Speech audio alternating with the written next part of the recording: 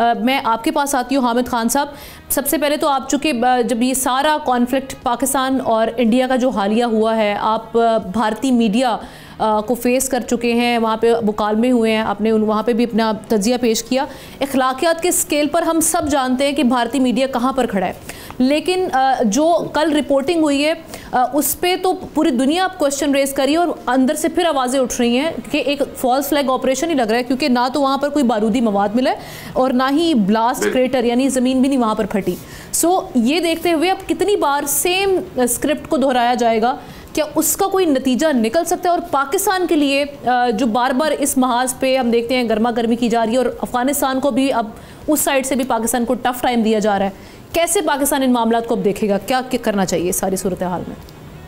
देखिए आमना, मैं ये समझता हूँ कि इंडियन अवाम की बड़ी बदकिस्मती है कि उनके ऊपर मोदी जैसा फाशिस्ट हुक्मरान मुसल्लत है, जो कि अपनी सियासी बका के लिए पूरे खित्ते के 1.5 अरब लोगों को एक एटमी जंग के दहाने पर ले आता है और जंग की तरफ धकेल रहा है। हमने देखा कि पाकिस्तान ने समझदारी बुर्दबारी का सबूत दिया कि बुरी तरह ऑपरेशन बुनियाद मरसूस में उनको मारने के बाद, उनको धूल जिटाने के बाद, इसके बावजूद हमने अमन की बात की। लेकिन यहाँ पर मोदी का प्रॉब्लम यह है कि वो चाहे बिहार के इलेक्शन हो, अगले उसके बाद 6 और रियासतों के इलेक्शन हो, वो अपनी सियासत और अपनी हिंदुत्व जुनूनियत की वजह से वो पाकिस्तान के खिलाफ मुसलसल फॉल्स फ्लैग ऑपरेशन प्लान कर रहा है। मुसलसल उसके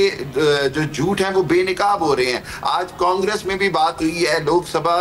कांग्रेस के जो अरकान हैं उन्होंने लोकसभा में बड़ी वाज़ेह तौर पर कहा है कि मोदी सियासत के नाम पर इंडिया को जंग में धकेल रहा है, जबकि जितना भी इंडियन मीडिया है वो अपनी क्रेडिबिलिटी खो चुका है। देखिए मैं आपको बताऊं, मैं बार बार इंडियन चैनल्स पे भी ये कहता हूं कि बदकिस्मती की बात ये है कि खुद इंडिया के अंदर भी इंडिया के लोग भी अब उस सेंसेशनिज्म से तंग आते जाएंगे, जिसकी वजह से उनके अवाम में एक हिजानी कैफियत और जंगी कैफियत पैदा कर दी जाती है। और आपको पता है कि बहुत सारे दुनिया के जितने भी रिसर्च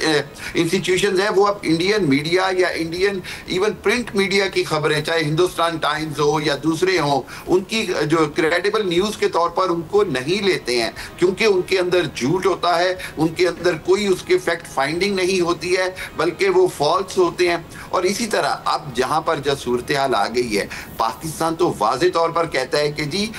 इनका जो प्लान होता है वो फॉल्स फ्लैग ऑपरेशन का, ताकि पाकिस्तान के खिलाफ एक बयानिया गढ़े, और वो बयानिया अब फौरन पिट जाता है। उसकी वजह यह कि पूरी दुनिया में एविडेंस मांगती है, जब दुनिया एविडेंस मांगती है तो भारत पीछे हट जाता है। उसके बाद दूसरी तरफ देखें कि आज बदकिस्मती से जो इस्लामाबाद कचहरी में बम धमाका होता है, उसमें एक सुसाइड बॉम्बर इन्वॉल्व होता है, उसका सर भी मिल जाता है, उसकी शनाख्त भी हो जाती है, उसके ताने बाने किस अंदाज में फितनातुल ख्वारिज और फितनातुल हिंदुस्तान से मिलते हैं, उसका एक पूरा पाकिस्तान एक एविडेंस सीक्वेंस प्रोवाइड करता है। उसके बाद वाना के अंदर जिस तरह से हमारी सिक्योरिटी फोर्सेस के जवानों पर हमला किया जाता है और हम बहादुरी से उन सारों को जहन्नम हासिल करते हैं और हमारे जवान 3 शहीद भी होते हैं। हमारा जो पाकिस्तान जिस अंदाज में इस वक्त एक तरह से चौमुखी लड़ाई लड़ रही है हमारी बहादुर फोर्सेस और पाकिस्तान की अवाम, वो दुनिया के सामने है कि इंडिया जो है वो हमारा मशरिक और मगरिब दोनों बॉर्डर्स के ऊपर प्रॉक्सी वॉर के जरिए और प्रेशर के जरिए हम पे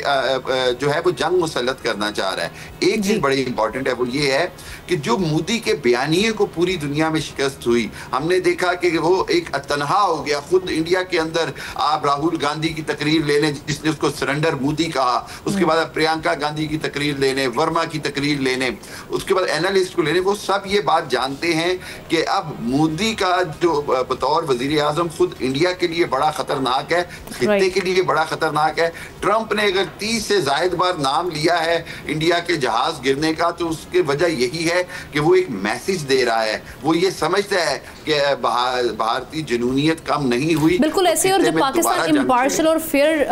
प्रोब करवाने का कह रहा था, जब इन्होंने ये सारा कॉन्फ्लिक्ट हुआ उससे पहले, लेकिन